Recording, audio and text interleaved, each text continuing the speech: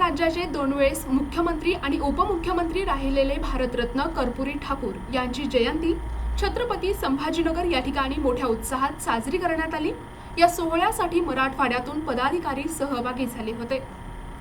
श्री संतसेना शिक्षण प्रसारक मंडळ, संतसेना भवन hall, N हडको, छत्रपती संभाजीनगर या ठिकाणी दिनांक 24 जानेवारी रोजी बिहार राज्याचे 2 वेळेस मुख्यमंत्री आणि उपमुख्यमंत्री राहिलेले भारतरत्न कर्पूरी ठाकूर यांच्या जयंतीनिमित्त जन्मशताब्दी वर्ष अभिवादन सोहळ्यासाठी प्रमुख उपस्थिती भगवान घडामोडे, माजी महापौर छत्रपती संभाजीनगर सयाजी झुंजार, प्रदेश अध्यक्ष महाराष्ट्र नाभिक महामंडळ महेश निनाळे, मुख्य संघटक मराठवाडा वंचित बहुजन आघाडी दिलीप थोरात, मनपा माजी स्थायी समिती सभापती रामदास पवार, कोषाध्यक्ष महाराष्ट्र नाभिक महामंडळ, पत्रकार ससो खंडाळकर, किरण भांगे, कयूम मौलाना, मनोज जाधव, सिद्धाजी गवळी, कचरू जाधव, सोपान शेजवळ, दिलीप अनर्थे यांच्या प्रमुख उपस्थितीत महापुरुषांना अभिवादन करत दीप प्रज्वलन करून कार्यक्रमाची सुरुवात करण्यात आली।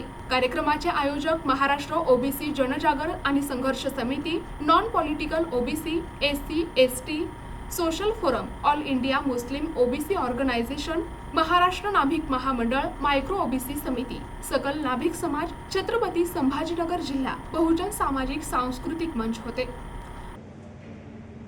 मध्य फुर्सत नहीं और श्रीमंत को जरूरत नहीं, त्या 3 गोष्टी प्रत्येक समाज असल्यामुळे आजचं हे चळवळ उभी राहते।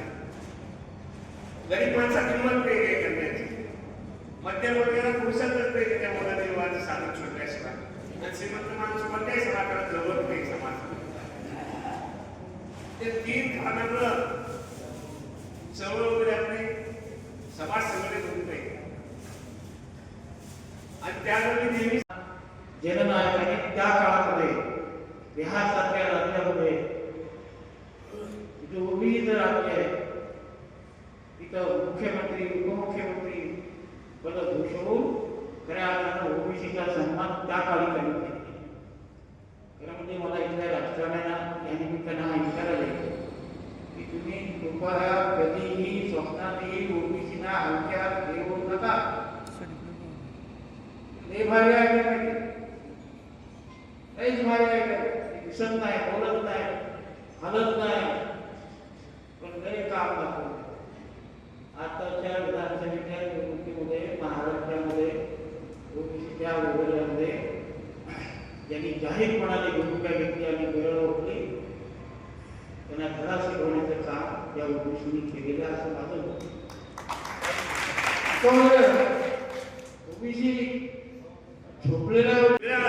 सवलती दिल्या, त्यातून काही आमची ओबीसी बांधव तयार झाली, काही मुलं तयार झाली, चांगल्या दर्जाच्या पदावर गेली, काही आयएएस झाले, काही एमपीएससी अधिकारी झाले, पण त्या अधिकाराच्या खुर्चीवर गेल्यानंतर त्यांचं घर, त्यांचा संसार, त्यांची कौटुंबिक स्थिती याच्या पलीकडे असणारा ओबीसीना कधीच दिसला।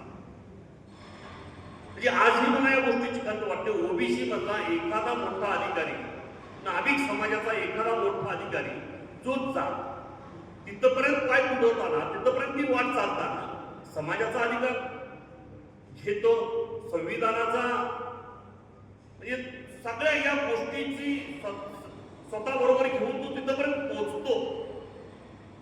पण तिथं पोहोचल्यानंतर एकदा त्या पदावर गेल्यानंतर का कोणाच ठाऊक, पण या माणसांची मानसिकता बदलते आणि मग या समाजापुरता मी मर्यादित नाही ही भावना ज्यावेळी त्यावेळी तयार होते, त्यावेळेला दुर्दैवानं इतकी वर्ष सुद्धा ओबीसी मध्ये काम करणारी ही मंडळी असून ओबीसीला खऱ्या अर्थानं न्याय द्यायची ताकद ज्यांच्यात आहे, संख्येने जे जास्त आहेत ते ओबीसीला न्याय देऊ शकलेले नाही। प्रतिनिधी दादासाहेब काळे, एनटीव्ही न्यूज मराठी, छत्रपती संभाजीनगर।